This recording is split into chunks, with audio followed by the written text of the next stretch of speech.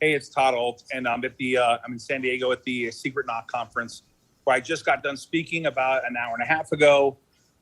Greg Reed, this conference takes place every year. He picks a location. He doesn't tell anybody, just says the general area, and you find out the night before where you're going. Anyways, Greg will be speaking at our conference. He's a Napoleon Hill expert. He writes books for Napoleon Hill Foundation. Really a talented guy. What a great conference. I had a great time. A lot of people there. I met, believe it or not, Carol Baskin from that show on Netflix, Skyla. What's it called? Tiger King. It was so random. I saw her and I looked at Roland. I'm like, she looks familiar. And you were like, that was Carol Baskin. I was like, what just happened? I met Meryl Hemingway again. I met her one time in Idaho. I also met the founder of UGG Boots and a lot of other people. It was a great time. It's Secret Knock. You can check it out. He'll be at our conference speaking. I was going to say yesterday, but on Sunday, obviously, we had the Texas Motor Speedway race. We ran an Alsman car. We ran the Bitnow car, of course, with Connor Daly. It was a great time. VK did great. Bitnow was also on that car. Ed Carpenter Racing, of course, we love Ed Carpenter. It was fun. We're part of that season. We're part of the racing promotional campaign. What we're doing for BitNow, upcoming a lot of new products from BitNow, including things you're going to want to learn about if you want to mine Bitcoin. That's coming up in the future. Crazy day today. We're going to talk about that too. Making Alzheimer's just a memory. Important stuff with Alzheimer's car. Hey, Brett, you put up a photo from yesterday?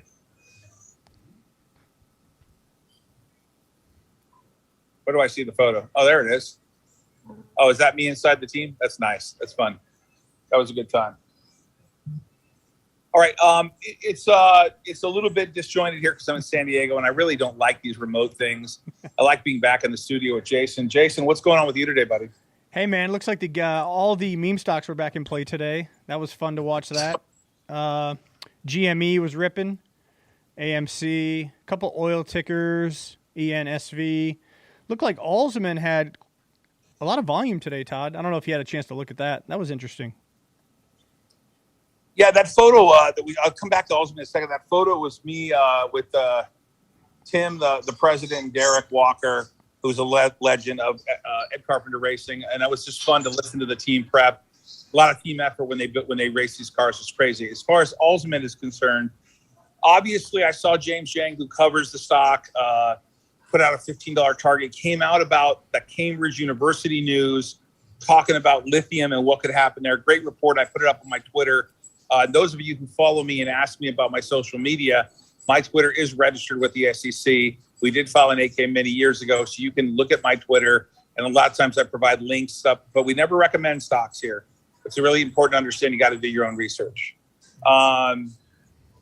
Let's see here. We had 3 entries. We talked about that. The 20 car, the 21 car, Venus Vacay. So BK finished 10th. Ed Carpenter finished 13th. Connor Daly finished 18th. 248 laps. It was fun. I had a great time. Skylar, what'd you think of it? I enjoyed that one a little more than St. Pete. Like, St. Pete was really nice, but we had a closed suite at Texas, so we were able to hear people a little more, and it was a little more private. So, and I'd never been to Texas, so I liked it a lot. I had a lot of fun. Hey, Brett, let's roll the clip real quickly on my conference coming up. The Risk On Conference, May 12th, 13th, 14th, and 15th. More than ever, I'm going to there's so many exciting guests. If you go to riskonevents.com, you can see some of the guests that are going to be there. It's clearly right on the screen. I'd love a promo for one of the guys that's going to be there. I haven't been able to say his name, but he's on the website. Don't quite get that part, but I really like to get that out. Let's roll the clip, Brett.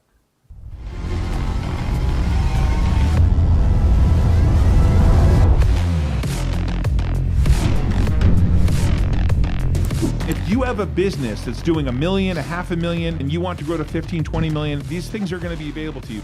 We are launching a platform, the Risk On Business platform. This will make somebody's life about 1,000 times better.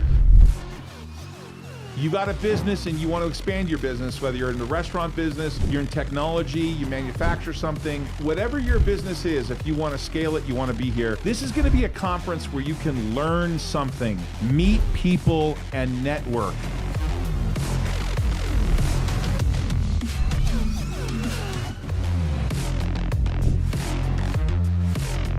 and limited slots are available. Head over to riskonevents.com.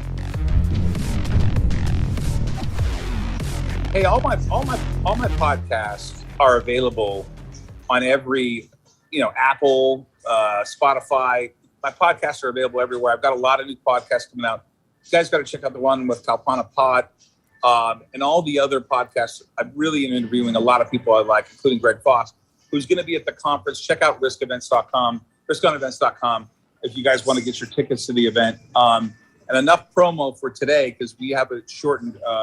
So let's go to the market update. And I really want to talk to Jason about his thoughts. Bitcoin, I saw over 43 for a short time. Jason, take it away. Let me know your thoughts on the market. Well, obviously, we had a nice day today. The Dow finished up 255, and the NASDAQ was up 270 to 14,108. By the way, this is the 201st episode of Risk On.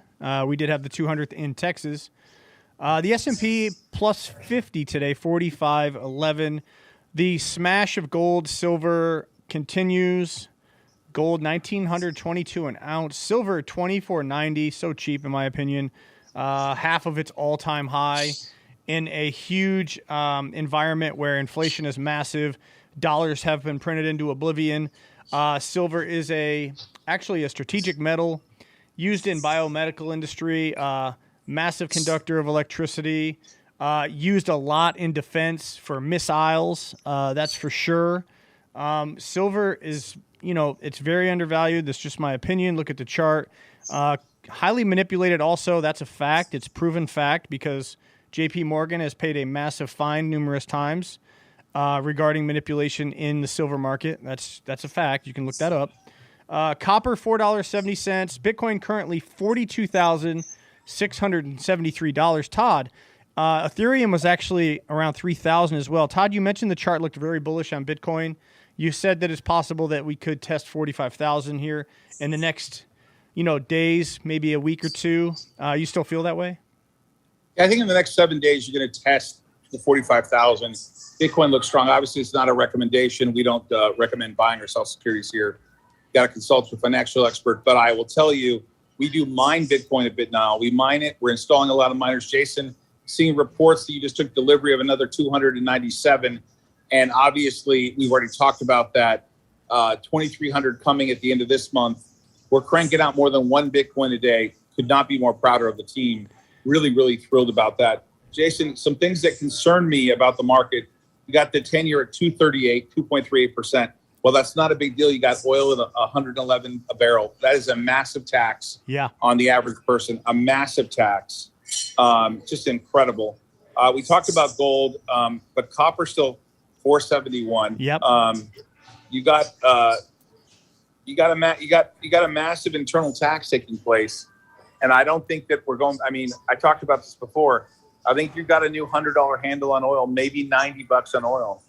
I don't think that there's a reason why they're going to let this go down. Jason, are they going to be pumping more oil? What are they going to do? It's very clear that this administration doesn't want to become energy independent. That's a massive problem. You're looking at massive issues with the supply chain as it relates to food now, with wheat. So from farm to grocery store, we have about a 90-day food supply. So what that means is when you harvest the crops and the farmers send it out on their way to the different environments of retail where consumers can consume, there's a 90-day period there from farm to store. After that, you're basically clear. You have issues with supply. So I'm reading a lot of stuff about wheat and how much wheat Ukraine and Russia exports and the demand that's ongoing, getting higher. I just think we're going to have some food shortage issues, not like the toilet paper run during COVID, but I think you could see some food shortage issues, not like globally, but I think in some hot spots, maybe unfortunately in some of the impoverished nations, possibly the entire continent of Africa. I see a lot of doom and gloom coming from a standpoint of food availability. I hate to say that, but that's my thought. Jason, obviously, Nile announced a special dividend, 140 million shares of common stock of Turn on Green once it converts into Imperalis, and 140 million warrants. Don't know if there's a lot to say about the press release. Speaks for itself. been getting a lot of questions about the timing. We said really clearly in there when the audit was done, we thought that would happen. I think they're working on the audit now. I think we're gonna file our 10K sometime but before April 15th, which is a requirement. So I don't really have much to say about that, Jason. But I haven't looked at any of the questions. Let's spend 5 minutes on questions. Any thoughts? Yeah. Let's go to Julie has a question. It looks like it involves let's see. The SEC is contemplating whether to require companies involved with BTC, other digital assets, to disclose their greenhouse gas emissions from cryptocurrency mining, Gensler said. So I guess she's probably asking if we're concerned about that type of stipulation there and what could come of that regulatory. Yeah, we mine off of nuclear power mainly. It's like 85%, 82%, very little coal, if any. So I'm just not terribly worried about that requirement. Miami conference, Bitcoin conference, I'll be there. Yeah, for sure. I actually think I'll be meeting with someone important there, so I'm excited about that. I'll be there for a short time. Are we getting those bonus shares? Yeah, anyone who owns Nile will get shares of Mullen. Not Mullen, no. Sorry. I mean, that was a mistake. Sorry about that. Let me correct that. Anyone who owns shares of Nile will get shares of the new Turn on Green once it's done. Any other questions you want me to cover? Let's take a look here. Okay. Pamela Van Graff states, hello, sir. Can you please explain Alzheimer's Neuro? Who owns it? I see a lot of Form 4s with your name, but they have just your name on them, Milton Ault III. Yeah, I'll try to fill that out. So I'm the founder of Alzheimer's Neuro. I founded Alzheimer's Neuro about 5 or 6 years ago. It's owned by my company through Ault & Company, which is called Ault Life Sciences. It's also owned by Digital Power Lending, which is a subsidiary of Nile. If you read my filing and the filings of Nile, they have rights to about 22 million shares. I think presently they're long around 7 million. They have warrants they can exercise and additional investment rights. I strongly encourage you to read Nile's filings. There are 10Qs and 10Ks to get the true answer, but it's held through a subsidiary of Nile. So it's held through Ault, my private company, and it's held through Nile. I think Nile has the right to somewhere around 22 million shares, but I strongly encourage you to read the filings. And then, of course, I think I own something in the neighborhood of around 30 million all in. But I check the Form 4s and 3s to make sure that you get the full story. Obviously, that analyst from Univest picked up coverage and is pretty bullish on Alzheimer's. I've been bullish on it. I've been in the stock since I founded it 5 or 6 years ago. So for me, it's not really lots to talk about. My father has Alzheimer's. My mother-in-law died from it. My grandparents died from it. And I deeply care about the topic. Jason, anything else you want me to cover? This is a funny question. Well, all right, you'll answer this. Eddie asks, why is Nile so cheap? I think people don't understand Nile as a holding company. They don't understand. I mean, if you valued Nile based on the miners, it's obviously insane, in my opinion. I would read the report that came out from Spartan. While we don't endorse the report, they do have a lot of good points they make about the things we own. And that is available on my Twitter account. You can set a link to that account if you want to see the report. Let's see, Mr. Ault, if you had a choice, I'd choose Camus over Opus One. Yeah, for sure. Let's see, Todd is daddy, and I love Todd. Niall's going to 7. Very kind of you, but I don't think that's the case. I can't recommend the price of the stock or where it's going or anything like that. Jason, I'm down at this conference, and I got to be honest with you, I feel a little left out here. Yeah, I know that yesterday we had that announcement about the special dividend. It's really hard to follow what everyone's thinking. Jason, did you see yesterday Mullen went to $4? It actually it closed pretty strong today. I had a squeeze today. Where is it at? Where did it close today? Let's take a look in the after hours. I think it had a little attention here in the after hours. Closed at 331, up 3%. Volume was 256 million. Continues to trade, big volume. I've noticed a some of these RSIs on the daily that have been really, really, really oversold, getting a lot of volume lately. Including, obviously, I can't really comment about Nile, but I can comment on the facts. There's been a tremendous amount of volume in Nile, Centro, BBIG, and then, of course, the meme stocks, GME, AMC, and then the Oilers, too. A lot of the Oilers been getting attention. So that's what I'm seeing. Hey, Jason, that link you sent to me from the street, what was that link? What did it say on the link? So the street came out with, actually, I'm plugged in here. Hey, Nick or Brett, would you do me a solid? So, yeah, thestreet.com, author Bernard Zambonin, and 4 hours ago he came out with an article, Nile stock, a high potential penny stock worth your attention. Again, that's on thestreet.com. He's saying that it's getting a lot of attention on Reddit. I can't verify that. I can't comment on that. But again, it's got a nice picture of the BitNile car, talking about the holding company structure and how it's basically has a lot of upside, a lot of potential. It's got participation in emerging sectors like EV with Turn On Green, with the BitNile Inc., the pure side of the Bitcoin mining, and of course with the defense business. We don't want it to have attention in the defense business, but the fact of the matter is, geopolitically, the defense sector is getting a lot of attention.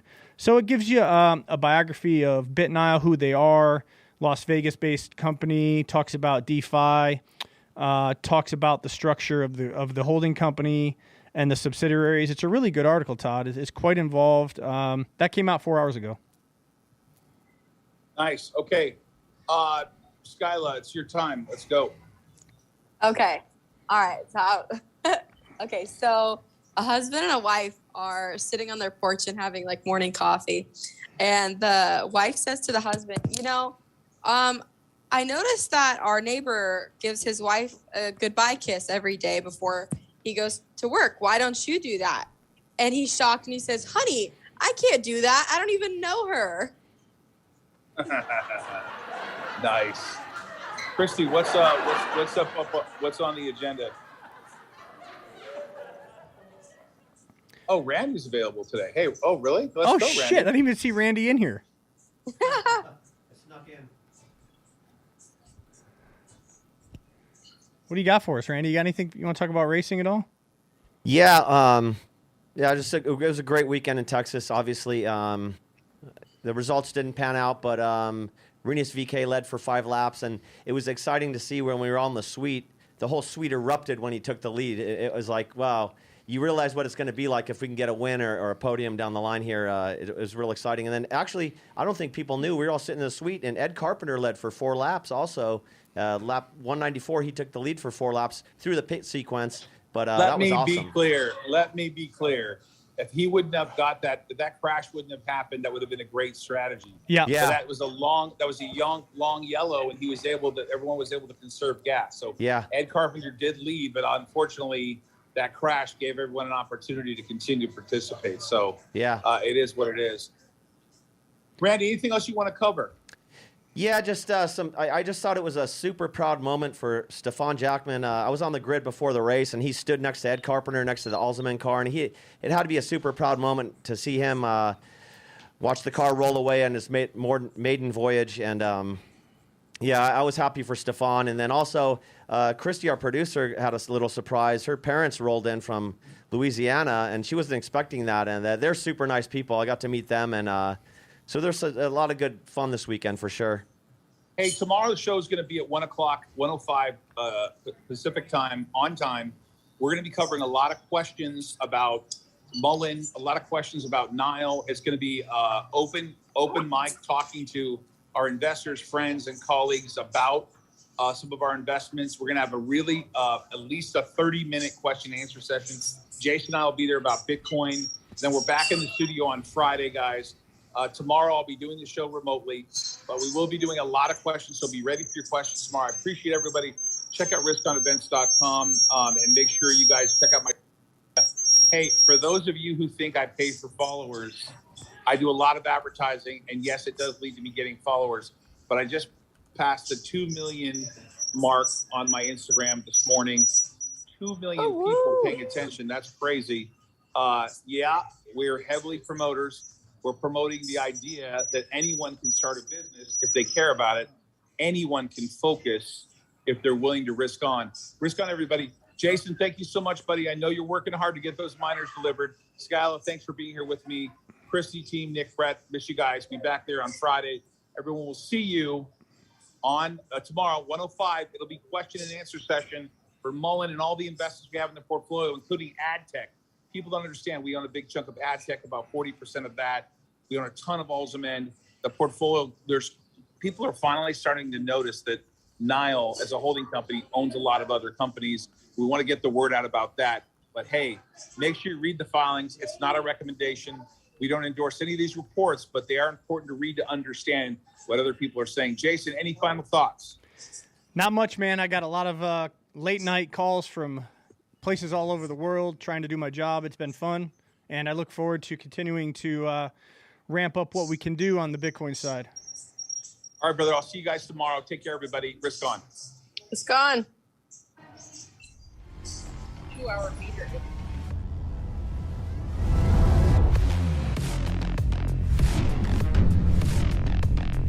If you have a business that's doing $1 million, $500,000, and you want to grow to 15, 20 million, these things are going to be available to you.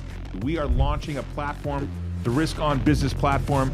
This will make somebody's life about 1,000 times better.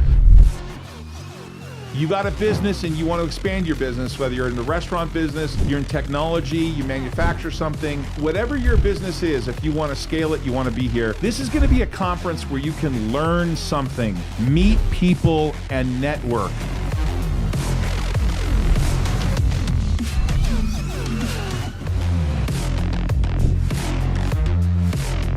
Limited slots are available. Head over to riskonevents.com.